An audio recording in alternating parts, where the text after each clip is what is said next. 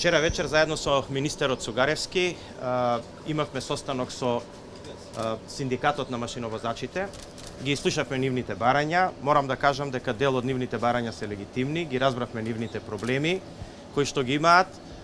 Направивме длабоки, како да кажам, подлабоки разговори со нив, ги разбравме малце пошироко проблемите со кои што се сретнуваат во своето работење и со извршувањето на своите работни задачи.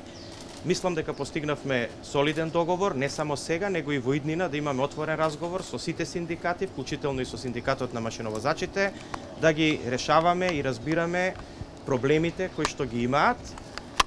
Ќе отвориме поширока дискусија, значи, за решавање на сите проблеми, без разлика на кој оддел во работничкиот сектор се, и ќе се обидеме да истите бидат решени на соодветен начин во рамките на можностите на државата. Министре, Молам? и уште има, извинете. Не, повелете. Министре Андјушев, сакам да ве прашам кои барања на машиновозачите ги прифатите и ќе се исполнат во наредните? Значи, тоа се барања пред се во делот на одредени антикризни мерки кои што биле воведени за намалување на нивните лични доходи, понатаму во делот на коефициентите на платата, но и имаше и одреден дел на барања и разговори кои што и ќе продолжиме да ги разговараме во делот на условите за работа, во делот на ХТЗ опремата, во делот на специфичноста на работното место кое што тие ја имаат. Значи, едноставно станува збор за еден поширок спектар на проблеми со кои што луѓето се соочуваат, кои што ние ги разбравме и се обидовме она што во моментов можевме да го решиме, а она што не можеше во моментот ќе го разговараме во наредниот период. Дали тоа значи дека заврши протестот?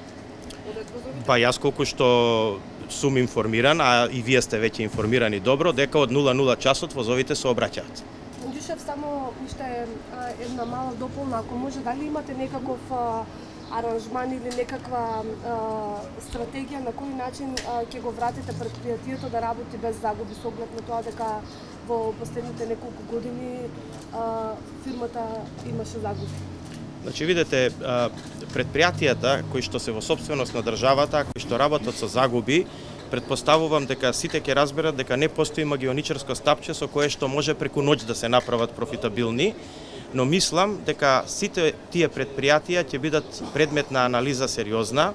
За некои веќе имаме сознанија и идеи што да се направат, ви зборувам генерално, не само за железници, а за некои допрва ќе треба да видиме, значи, во каква состојба се наоѓаат, бидејќи можете да предпоставите дека за неколку дена не бевме во состојба баш све да видиме. Но она што можам да го гарантираме дека ќе имаме позитивен пристап према сите јавни предпријатија, односно предпријатија во државна собственост, и ќе се обидеме од истите да направиме профитабилни фирми. Се разбира, тоа нема да биде секогаш лесно, но ќе дискутираме едно по едно за сите предпријатија. Што се однесува конкретно до железници, мислам дека е многу битно да се обезбеди колку што може повеќе работа за нив, односно да македонските компании колку што може повеќе возат преку македонска железница. Секако мора и македонска железница да се прилагоди на тоа да бидат конкурентни во своите цени на останатите типови и видови на транспорт. Па ете, ќе работиме заедно со македонските компании, со македонска железница. Нормално тука ќе го предводи тој процес министерот Цугаревски, бидејќи е тоа во неговиот ресор. Ќе работиме да го најдеме заедничкиот интерес како да се зголеми обемот на работа на македонска железница. Зголемувајќи го обемот, мислам дека ќе биде тоа добриот рецепт да тие станат порентабилни и нормално да станат профитабилно предпријатие. Дали ова значи дека ќе го либерализирате пазарот на железници? Да, инфраструктура вчера побара. Да, значи има идеи во таа насока, дека како и во другите сфери, дека и транспортот со железници би требало да се либерализира. Тоа значи, вака за пошироката јасност да објасниме, дека инфраструктурата останува државна, значи пругите, шините, инфраструктурата, значи целата сообраќајна инфраструктура останува во делот на инфраструктура како што и тоа и денеска, но може да се случи да има повеќе оператори за транспорт, кои што тоа се компании кои што ќе имаат своји возила или ќе имаат изнајмени возови и ќе сообраќаат со цел да се создаде конкуренција. Но нормално тука ќе се внимава и за државниот интерес, односно за интересот на транспорт, значи на предпријатието транспорт. Министр Цугаревски, вчера премиерот Заев во интервјуто со македонска телевизија спомна дека изградбата на автопатот Охрид случаево се наоѓа во одредени проблеми, дека има некој застој. Може ли да ни кажете за што станува збор? Значи станува збор за експроприација, која во моментот во оваа фаза сега ги разгледуваме, сите можни проблеми кои што се излезени при изградбата и се надеваме дека во најбрз можен рок ќе излеземе, ќе соопштиме на јавноста конкретно за што станува збор. Дали имате пресметка колку ќе чини тоа? Не се уште немаме пресметка, меѓутоа многу брзо ќе ја имаме и ќе биде соопштена на јавноста. А патот градско прилет? Тој во прекин? Значи, зборувам генерално, дел од прашањата беа и до премиерот поставени вчера. Значи се прави анализа и најбрзо ќе биде соопштено на јавноста за сите патни правци, вклучително и за железницата и за патниот сообраќај, во која фаза се, до каде се, со јасен пресек на работите и на кој начин би се решавале тие проблеми.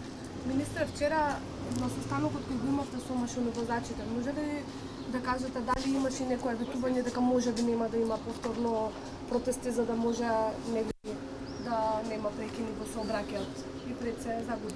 Значи, како што кажав и во текот на вчерашниот дел за дел медиумите, ние разговаравме уште во петокот со синдикатот на машиновозачи, разговаравме со вице-премиерот Анџушев вчера со нив, ние постигнавме договор во она кое што не знам зашто тие антикризни мерки станува збор за додатоци кои што требало одамна, претпоставувам да бидат укинети од претходната власт. Тоа не било сторено, не знам од кои причини, тие најдобро знаат, но исто така и во делот на коефициентот, како што кажа вице-премиерот, постигнавме одредено зголемување на тој коефициент, така да за сите оние наредни барања кои што ги имат и нормално тие 6 барања кои што беа од нивна страна, кажавме дека ќе разговараме и мислам дека за дел од тие барања нема да биде никаков проблем. Генералната стратегија објасни вице-премиерот и мислам дека во едно од следните интервјуа моје или негово ќе биде поопширно објаснето за сета ситуација. Коефициентот останува 2,85? Да, 2,85. Одлука веќе ме донесена на управниот одбор и на надзорниот.